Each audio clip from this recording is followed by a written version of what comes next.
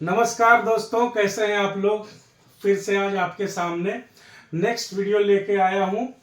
Basics of English में हम लोग वर्ब का बेसिक्स पढ़ रहे हैं। बेसिक्स का शुरुआत हमने कहाँ से किया था।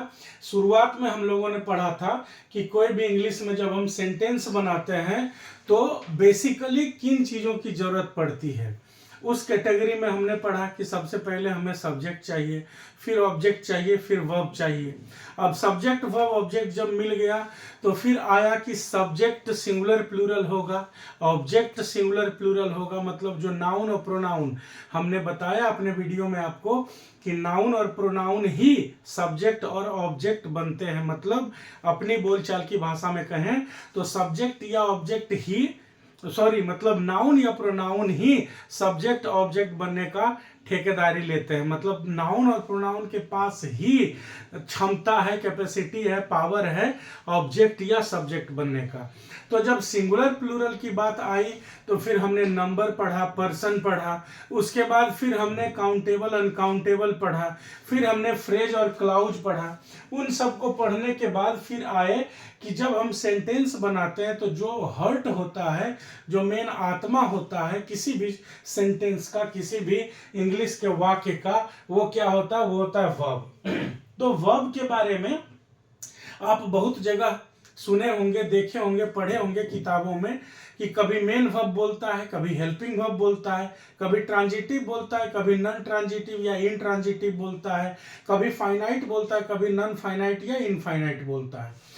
तो उसी कड़ी में मैं आपको ये क्लियर करने आऊं कि वर्ब के ये सारे नाम क्यों हैं, ये सारे नोमेनक्लेचर, ये सारे नाम जो है वर्ब के, ये सारे नेमिंग्स हैं वो क्यों हैं, उसका क्या मतलब होता है, किन किन परिस्थितियों में उसको क्या कहा जाता है। तो सबसे पहले कल की बात अगर रिमाइंड करें हम लोग एक बार फिर से, तो कल हमने पहला सेक्शन पढ़ा था वर्ब में कि जब भी हम टेंस के हिसाब से ट्रांसलेशन बनाते हैं, सेंटेंस को लिखते हैं, तो दो क्रिया का नाम बार बार आता है। एक को कहते हैं मेन वर्ब जिसको कहते हैं मुख्य क्रिया, और दूसरे को कहते हैं हेल्पिंग वर्ब सहायक क्रिया। मैं फिर से एक बार रिक्वेस्ट करूंगा कि ये सेटअप टेम्पररी है, थोड़ा सा सहयोग का जरूरत है। जल्द ही, बहुत ज्यादा नहीं, जल्द ही हम लोग स्मार्ट बोर्ड पे स्विच करेंगे। तो फिर जिस भी तरह की दिक्कतें होती है, कुछ विद्यार्थियों ने कहा कि सर डाटा थोड़ा ये हाई पिक्सल में आपका रिजोल्यूशन ज़्यादा हाई रहता है तो डेटा ज़्यादा एग्जॉस्ट होता है, तो प्लीज़ कंटिन्यू विथ मी। थोड़े दिनों की बात है, थोड़ा वाईफाई यूज कर लें, थोड़ा दोस्तों से 5G का कनेक्शन मांग लें, बट प्लीज सपोर्ट मी। और इसमें आपका फायदा होगा, मैं पूरे एफर्ट के साथ आता हूं, तो थोड़ा सा डाटा को इग्नोर कीजिएगा, ठीक है ना। है तो मेन वर्ब और हेल्पिंग वर्ब हमने कल पढ़ा। अब आज पढ़ेंगे इसी वर्ब सेक्शन को, वर्ब को पूरी तरह से जानने वाली जो प्रक्रिया में हम लोग आए हैं बेसिक्स जानने में। आज पढ़ेंगे ट्रांजिटिव, जिसको हिंदी में कहते हैं सकर्मक क्रिया, और नॉन ट्रांजिटिव या इनट्रांजिटिव भी इसको कहते हैं, जिसको कहा जाता है अकर्मक क्रिया, ठीक है ना।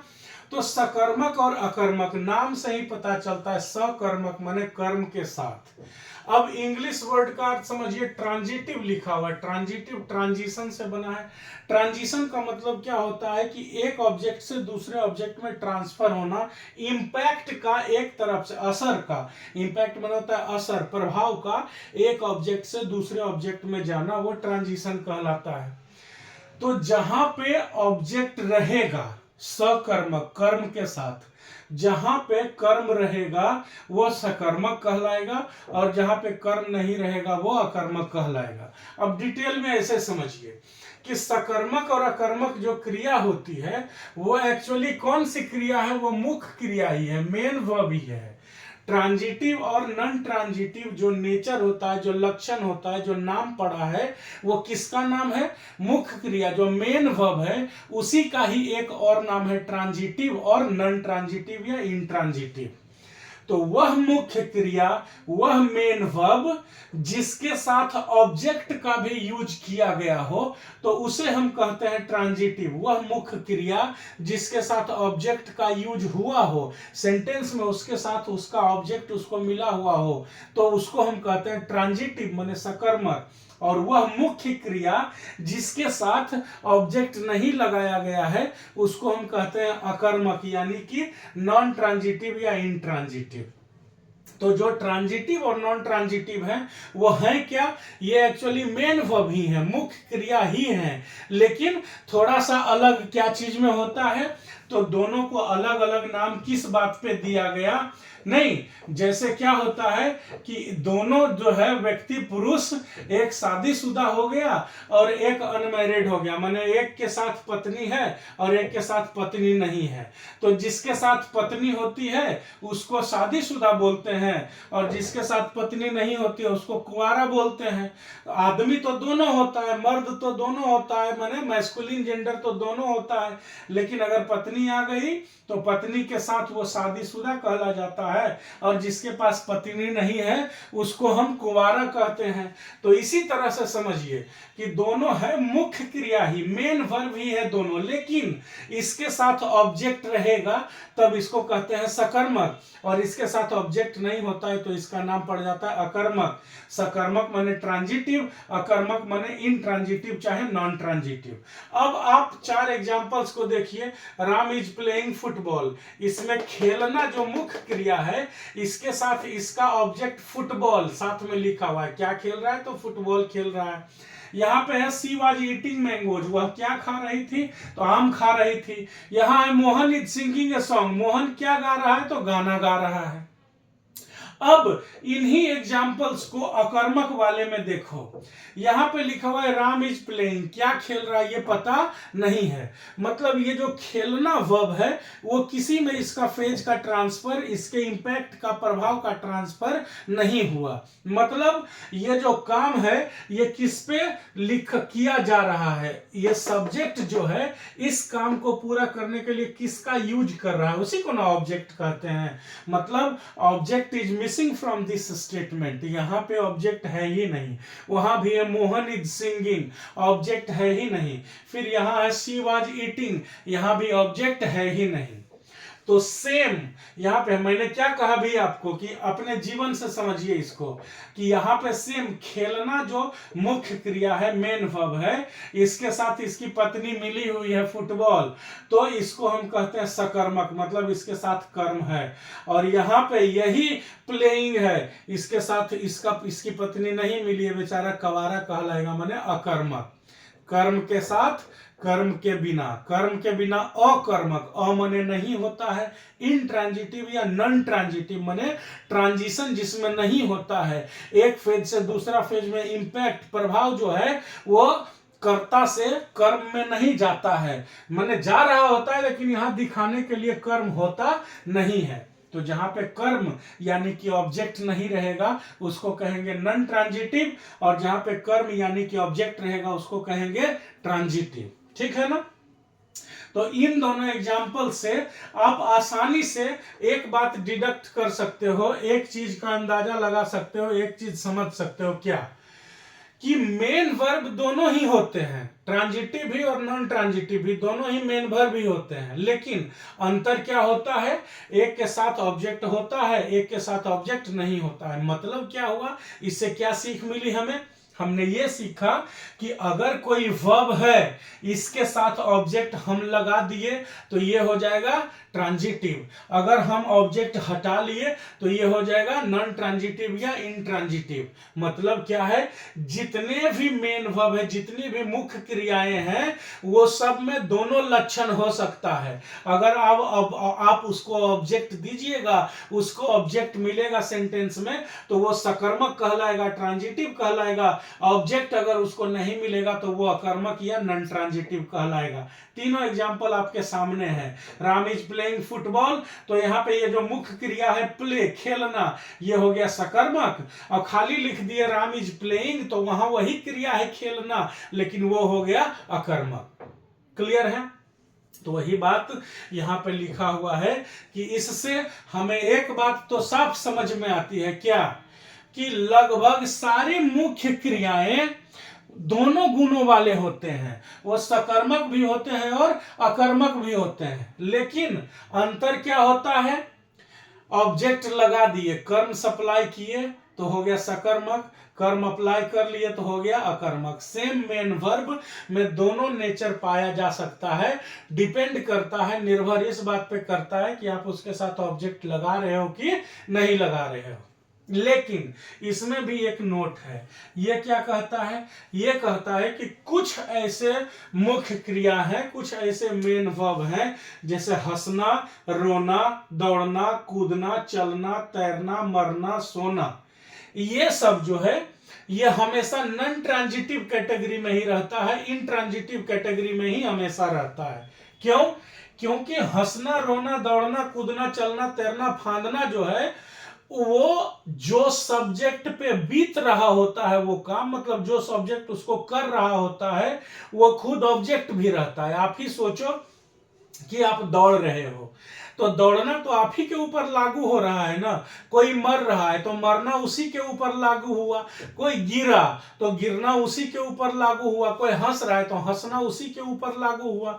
मतलब ये जितनी भी क्रियाएं हैं ये सारी क्रिया जो इसको कर रहा होता है, यानी कि जो सब्जेक्ट होता है उसी पे लागू होता है। मतलब क्या हुआ इसका कि इन सारी क्रियाओं का अलग से ऑब्जेक्ट नहीं बनता है किसी भी सेंटेंस में। हम चाह के भी इसके साथ ऑब्जेक्ट सप्लाई नहीं कर सकते, इसके साथ हम ऑब्जेक्ट नहीं लिख सकते। फलतः इसका रिजल्ट क्या होता है, मतलब फाइनली हम क्या कहेंगे इसके बारे में कि ये इस तरह की जो क्रियाएं होती हैं, ये जो मुख्य क्रिया है, ये हमेशा अकर्मक ही होते हैं। एक और इंपॉर्टेंट बात आपको सकर्मक अकर्मक से लेके बताता हूं। आपने वॉइस पढ़ा ही होगा, जिन्होंने नहीं पढ़ा है उनको भी टेंशन लेने का जरूरत नहीं है, लेकिन जिन्होंने पढ़ा है उनको यह पता होगा कि जो एक्टिव वॉइस से पैसिव वॉइस में हम सेंटेंस को ट्रांसफॉर्म करते हैं, जब एक्टिव से पैसिव में लेके जाते हैं, कोई भी एक्टिव सेंटेंस का हम पैसिव बनाते हैं, तो हमेशा ध्यान रखिए क्या होता है कि एक्टिव वॉइस में जो ऑब्जेक्ट होता है वो पैसिव वॉइस में सब्जेक्ट बनता है ना। एक्टिव वॉइस का जो ऑब्जेक्ट होता है वो पैसिव वॉइस में जाकर सब्जेक्ट बन जाता है। अब आप सोचो कि वैसी मुख्य क्रिया हो जिसमें ऑब्जेक्ट हो ही नहीं, मतलब मुख्य क्रिया कैसी हो, अकर्मक हो, नॉन ट्रांजिटिव हो, जिसमें ऑब्जेक्ट हो ही नहीं। तो जिस मुख्य क्रिया के पास ऑब्जेक्ट है ही नहीं खुद का, उस मुख्य क्रिया को हम पैसिव में कैसे लेके जाएंगे? लेके जा ही नहीं सकते हैं ना। क्यों? क्योंकि सबसे पहले क्या करना होगा कि एक्टिव का स्टेटमेंट जो दिया हुआ है उसके ऑब्जेक्ट को हमें सब्जेक्ट बनाना पड़ेगा। अब इसमें ऑब्जेक्ट है ही नहीं तो उसमें सब्जेक्ट नहीं बनेगा, और बिना सब्जेक्ट का सेंटेंस बनेगा क्या? नहीं बनेगा। कोई भी वाक्य बनने के लिए हमने फ्रेज और क्लाउज पढ़ा था ना। तो फ्रेज क्या होता है, वो अपने आप में वाक्य नहीं कहला सकता है, लेकिन क्लाउज को हम वाक्य कहते हैं। क्यों? क्योंकि क्लाउज में एक सब्जेक्ट और एक वर्ब, मिनिमम इतना चीज का होना जरूरी है क्लाउज में, तभी कहा जाता है कि क्लाउज अपने आप में एक सेंटेंस कहला सकता है, लेकिन फ्रेज अपने आप में एक सेंटेंस नहीं कहलाएगा। तो सेंटेंस होने के लिए जो मिनिमम रिक्वायरमेंट है, कोई आपसे पूछे कि एक वाक्य बनने के लिए मिनिमम रिक्वायरमेंट क्या है, तो मिनिमम रिक्वायरमेंट है एक सब्जेक्ट और उसके साथ एक वर्ब का होना। कम से कम ये दो चीजें रहेंगी एक साथ, तभी वाक्य बनेगा, वरना वाक्य बनेगा ही नहीं। तो अब आप सोचो कि जब हम ऐसा सेंटेंस लिखेंगे जिसका मुख्य क्रिया, जिसका मेन वर्ब अकर्मक हो, नॉन ट्रांजिटिव हो, तब क्या होगा? तब उसके पास ऑब्जेक्ट ही नहीं होगा, और जहां ऑब्जेक्ट नहीं है उसको हम जब पैसिव में कन्वर्ट करने जाएंगे तो हमें सब्जेक्ट नहीं मिलेगा, और अगर सब्जेक्ट नहीं मिला हमें तो फिर सब सेंटेंस ही नहीं बनेगा, वाक्य ही नहीं बनेगा। इसलिए कहा जाता है कि कुछ एक्सेप्शंस को छोड़ के, अब कहिए एक्सेप्शंस कौन से होंगे, तो वो हम लोग वॉइस में अच्छे से चर्चा करेंगे। कुछ को अगर छोड़ दें, वो भी कॉमन सेंस का बात रहता है, लॉजिक तो सब में यही लगता है। क्या है लॉजिक? कि कुछ को अगर छोड़ के चले तो वैसी क्रिया, वैसी मुख्य क्रिया जो सकर्मक होती है, मतलब ट्रांजिटिव होती है, ट्रांजिटिव मुख्य क्रिया, ट्रांजिटिव मेन वर्ब का मतलब क्या हुआ? वह मेन वर्ब जिसके साथ ऑब्जेक्ट है। तो जो ट्रांजिटिव मेन वर्ब होता है उसका पैसिव कन्वर्जन होता है, पैसिव ट्रांसफॉर्मेशन होता है, मतलब उस सेंटेंस का पैसिव वॉइस बन सकता है, और जो अकर्मक होता है, जो नॉन ट्रांजिटिव होता है, उसका पैसिव वॉइस नहीं बनता है। क्लियर है? इसलिए कभी भी आप किसी से पूछो वह हंस रहा है, बनाओ जी इसका पैसिव वॉइस। मैं रो रहा था, बनाओ इसका पैसिव वॉइस। वह कूद गया, इसका पैसिव वॉइस बनाओ। वह तैर रहा था, इसका पैसिव वॉइस बनाओ। मैं तैरूंगा, इसका पैसिव वॉइस बनाओ। बनेगा ही नहीं, क्योंकि तैरना, हंसना, दौड़ना, कूदना, मरना, ये सब हमेशा नॉन ट्रांजिटिव ही होते हैं। इसमें कभी भी ऑब्जेक्ट का यूज नहीं होता है। क्लियर है? तो आई होप कि आप सकर्मक और अकर्मक समझ गए होंगे कि एक्चुअली है क्या, मुख्य क्रिया ही है। इसके दो नाम पड़ जाते हैं ना, ये भी मुख्य क्रिया, ये भी मुख्य क्रिया, ये भी पुरुष, ये भी पुरुष। इसकी शादी हो गई तो ये विवाहित कहला गया, इसकी शादी नहीं हुई तो ये कुंवारा कहला गया। वैसे ही ये भी मुख्य क्रिया, सकर्मक भी मुख्य क्रिया और अकर्मक भी मुख्य क्रिया, मेन वर्ब है दोनों। एक मेन वर्ब के पास ऑब्जेक्ट रहा तो ये कहला गया सकर्मक, एक के पास से ऑब्जेक्ट उड़ गया तो कहला गया अकर्मक। तो मुख्य क्रिया के ही, मेन वर्ब के ही दो और नाम हैं। क्या क्या? एक ट्रांजिटिव, एक नॉन ट्रांजिटिव, एक सकर्मक और एक अकर्मक। ऑब्जेक्ट साथ में रहा तो ट्रांजिटिव, ऑब्जेक्ट साथ में नहीं रहा तो नॉन ट्रांजिटिव या इंट्रांजिटिव। ठीक है ना? ये मुख्य क्रिया के ही नाम है।